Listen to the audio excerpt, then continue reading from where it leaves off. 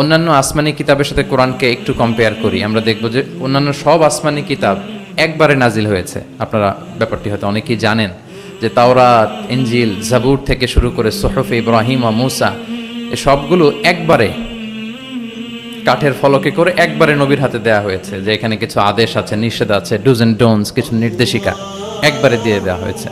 কিন্তু কোরআন হচ্ছে একেবারে ব্যতিক্রম, একবারে আসেনি, 23 বছরের একটা লং পিরিয়ড অফ টাইমে এসেছে।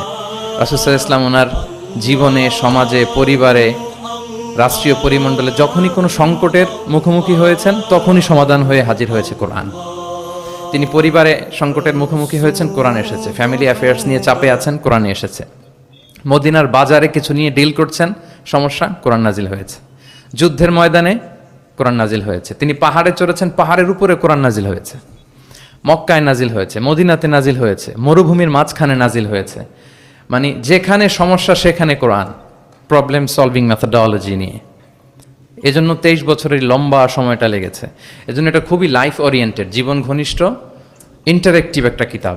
মানুষের সাথে খুবই ইন্টারেক্ট করে কোরআন। যেখানে আমাদের সমস্যা ওখানে কোরআন এসেছে। এবং এটাকে আল্লাহ তাআলা ক্রাইটেরিয়ান বলেছেন এই কোরআনকে, আল ফুরকান, অর্থাৎ the criterion two differentiate between right and রং, সত্য মিথ্যার মধ্যে পার্থক্য করে দেয়। ইউফারিকু বাইনাল হাক্কি ওয়াল বাতিল। আমরা কোরআনের লেন্স দিয়ে যদি দুনিয়া পরখ করি তাহলে কোনটা সত্য কোনটা মিথ্যা খুব সহজে বুঝতে পারবো, দিবালোকের মতো স্পষ্ট হয়ে যাবে।